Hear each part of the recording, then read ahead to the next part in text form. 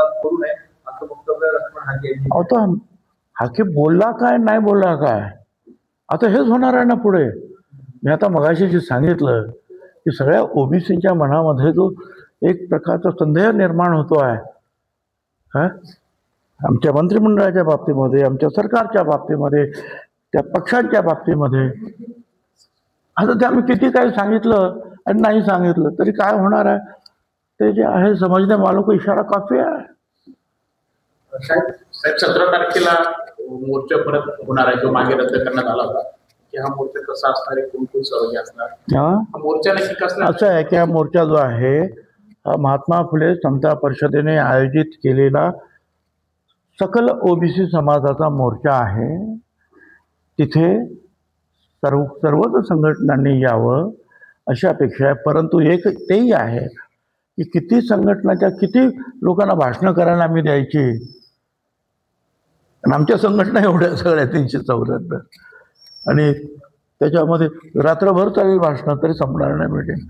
तर त्याच्यावर मात्र जे आहे नियंत्रण राहील. आणि दुसरं आमचं म्हणणं एकच आहे की आमच्या ह्या सभेमध्ये आम्ही मराठा समाजाला टार्गेट करत नाही, केलेलं नाही आतापर्यंत. मराठा समाज आमचा शत्रू नाही. हा सोकॉल्ड जो नेता उगवलेला आहे मध्येच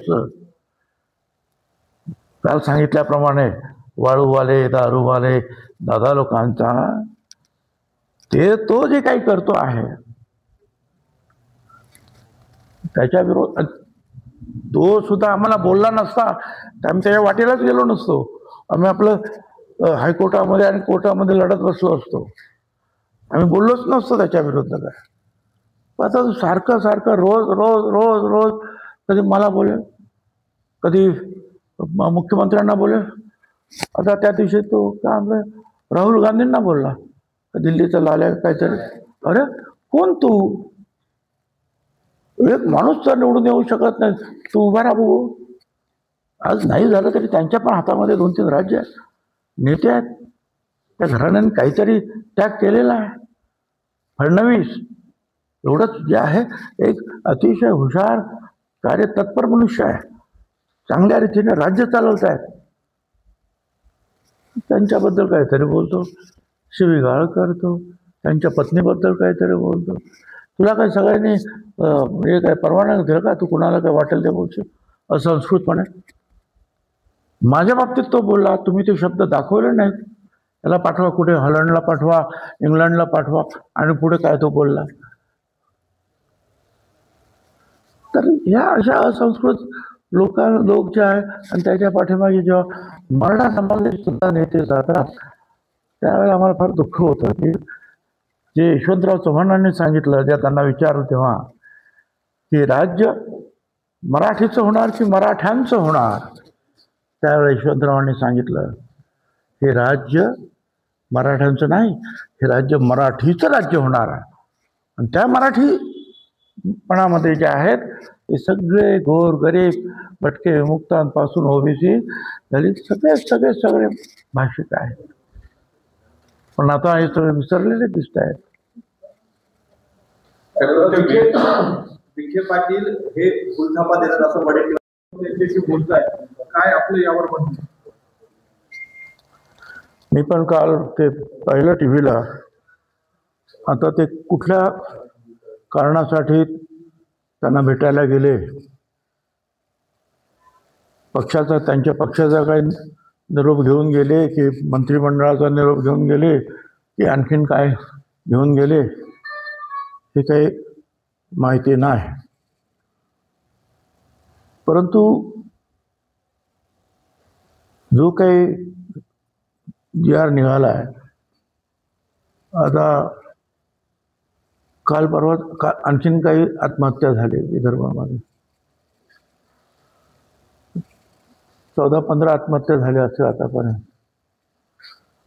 लोकांचा असा ठाम समज झालेला आहे की आमचं आरक्षण संपलेलं आहे. आतापर्यंत अनेक राज्यकर्ते झाले मराठा समाजाचे. मी नेहमीच तुम्हाला सांगतो, यशवंतरावांपासून तर सगळेच, पवार साहेबांपर्यंत विलासराव झाले, वसंतदादा झाले, नारायणराव राणे सुद्धा झाले, अनेक झाले. पण सगळ्यांना बरोबर घेऊन राज्य करण्याची त्यांची पद्धत होती. बरोबर घेणं म्हणजे विश्वासात घेऊन सगळ्यांना. आता हे काय चाललेलं आहे हे तुम्ही ते पाहता. याच्यावर मी निश्चितपणे जे आहे, तुम्ही पण बातमी जेव्हा देता तेव्हा भटक्या, विमुक्त आणि ओबीसी जे काही लोक आहेत, मतदार आहेत, संघटना आहेत, त्यांच्यामध्ये मोठ्या प्रमाणामध्ये चलबिचल होते, भ्रम निर्माण होतो. आणि मग ठीक आहे, आता मी थोडा काही मोठा नाही, पुढे काय होणार ते सांगण्याचं ते मुख्यमंत्री आणि BJPचे त्यांचे काही नेते असतील ते बघतील, ते सांगतील. पण एक मात्र मला निश्चितपणे सांगायचं आहे, या मागासवर्गीय समाज महाराष्ट्रामध्ये मोठा आहे. ओबीसी हा वर्ग आहे, एक जात नाही.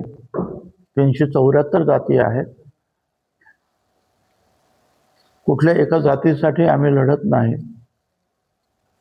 आणि वेगवेगळ्या जाती ज्या आहेत त्यातले लोक आत्महत्या करतात, हे पण आपण पाहायला पाहिजे. यापूर्वी सुद्धा मागच्या ज्या वेळेला असेंब्लीची निवडणूक झाली त्यावेळेला त्यांनी सांगितलं की आम्हाला आमचा ओबीसी आमचा DNA आहे.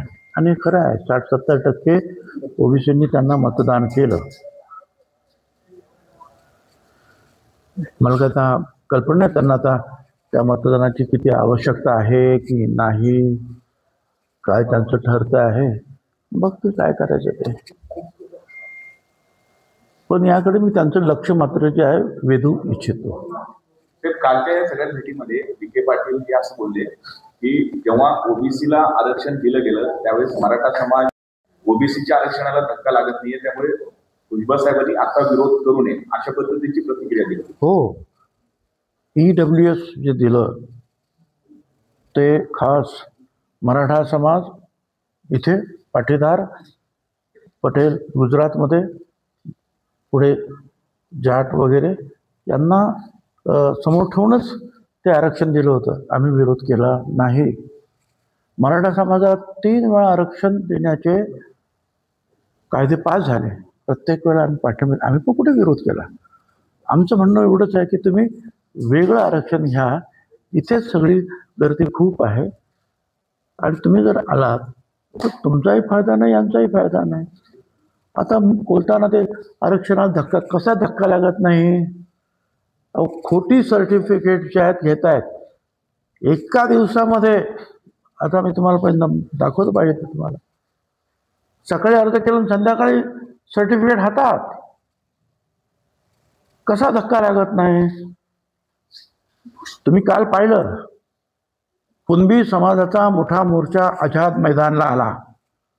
ते खरे कुणबी, त्यांनी सुद्धा विरोध केला, सक्त विरोध, की आमच्यामध्ये हे चुकीचे कुणबी जे आहेत भरले जात आहेत, आमचा याला विरोध आहे.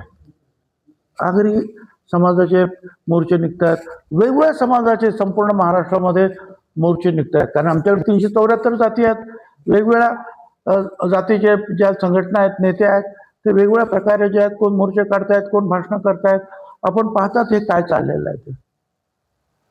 त्यामुळे धक्का कसा लागत नाही. जर तुम्ही जास्त लोक त्याच्यामध्ये भरले आणि ते चुकीच्या मार्गाने भरले तर धक्का कसा लागत नाही. पण आम्ही काय म्हणतो आहोत, आम्ही कोणाचे भांडण करत नाही.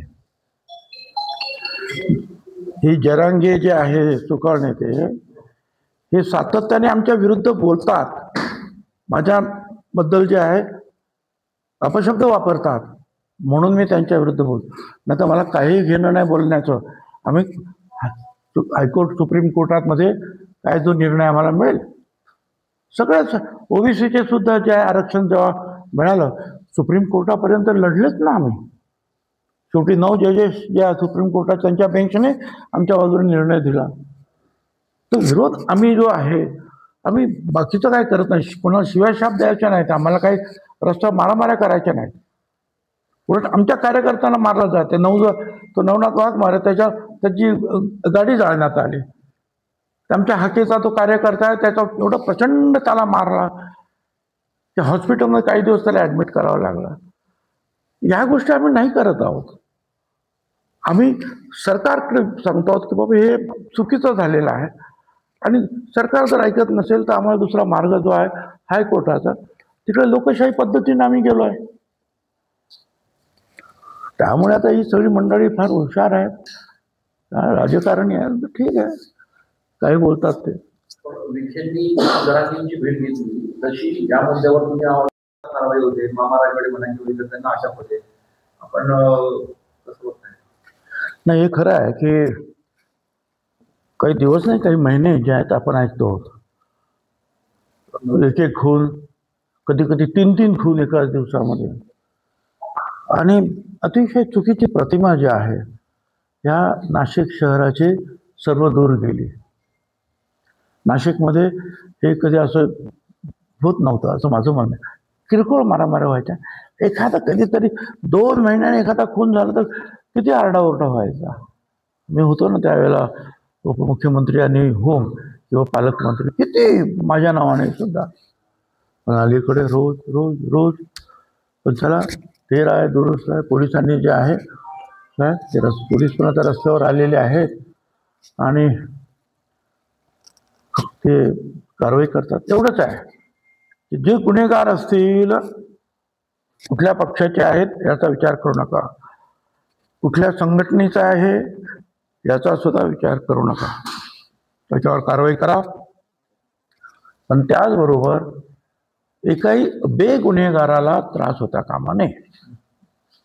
का एवढंच माझं म्हणणं आहे. महायुतीमध्ये निधी वाटपावरून धुसफूस बघायला मिळते. नव्या आमदारांनाच निधी मिळाला असून तो न्यायप्रविष्ट आहे, त्यामुळे त्याच्यामध्ये बदल करता येणार नाही असं विखे पाटील सांगतात. तर ह्या भूलथापा देतात असं विखे पाटील म्हणतात. ठीक आहे, तो असं आहे, त्यांनीच तो केलेला आहे, त्याच्यामुळे ते त्याचं तो डिफेंड करतायत. काय त्यांनी सांगायला पाहिजे होतं की मंत्रिमंडळाने केलं, त्यांनी सांगायला पाहिजे कमिटीने केलं, त्यांनी सांगायला पाहिजे होतं की आणखीन कोणी मुख्यमंत्री, ते काय नाही, स्वतःच त्यांनी अंगावर घेतलेलं आहे. आता याचा अर्थ स्पष्ट आहे आणि त्याच्यामुळे ते डिफेंड करतायत. पण ठीक आहे ना, लढणं तर आमचं काम आहे की नाही. तुम्ही आता कोर्टात जाणं हे सुद्धा म्हणजे ज्याला तर काही बंदी असू नये. आणि मग जर काहीच होत नसेल तर जी परिस्थिती निर्माण केली गेली त्या दक्षिण मुंबईमध्ये, आणि त्या प्रेशर खाली तुम्ही हे केलं, कदाचित ओबीसीला सुद्धा तसं प्रेशर मग निर्माण करावं लागेल. विदर्भामध्ये मोर्चा निघालेला आहे ओबीसी संघटनांचा, आपण तिथे नाही गेला. ठीक आहे, सगळ्याच ठिकाणी मला काही जाता येणार नाही आहे. दुर्दैवाने जे अनेक ठिकाणी जे आहेत आत्महत्या होतं, मी नाही जाऊ शकणार. अनेक कारण आहेत, म्हणजे तब्येतीपासून तर इतर सगळ्या कार्यक्रम असतात. परंतु प्रत्येक जण लोकशाहीमध्ये त्यांना अधिकार दिलेला आहे बोलण्याचा, जे चूक वाटतं ते बोलण्याचा, आणि ते तर विरोधी पक्ष नेते आहेत, ते बोलणारच. आमचा कुणालाही विरोध नाही, प्रत्येकाने आपापल्या पद्धतीनं लढलं पाहिजे, लढा, चांगली गोष्ट आहे. सगळेच लहान लहान जे आहेत समाज सुद्धा जे आहेत जागे होतात. कालच नाभिक समाज जेव्हा महाले यांना श्रद्धांजली अर्पण करण्यासाठी, आदरांजली अर्पण करण्यात मोठे मोठे मोर्चे निघाले. नाभी समाजाचा मोर्चा जेव्हा महालय अफजल खानाला भेटायला गेल्यानंतर अफजल खानाच्या माणसाने ज्या वेळेला महाराजांवर तलवार चालवण्याचा प्रयत्न केला, त्यावेळेला हा जिवा महाला पुढे आला आणि म्हणून जिजामाता म्हणाल्या, होता जिवा म्हणून वाचला माझा शिवा. आता दुर्दैव असं आहे, त्याच जिवा महालांच्या समाजातील कार्यकर्त्यांना त्या शिवाजी महाराजांचं नाव घेऊन त्यांच्यावर हल्ले करतात. किती मोठं दुर्दैव आहे. दुसरीकडे बबनराव तायवाडे या मोर्चापासून दूर आहेत. त्यांचं म्हणणं